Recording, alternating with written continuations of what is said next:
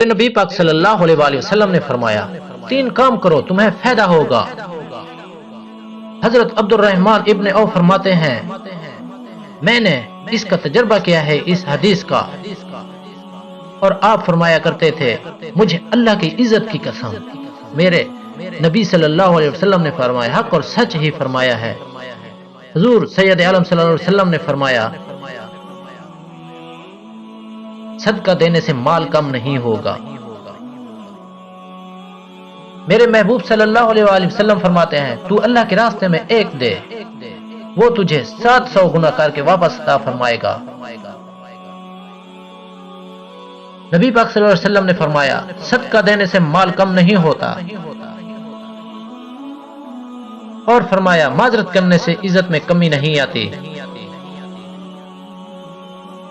اور حد کر دی میرے حبیب صلی اللہ علیہ وآلہ وسلم نے، فرمایا رب کی رضا کے لیے معاف کر دیا کرو۔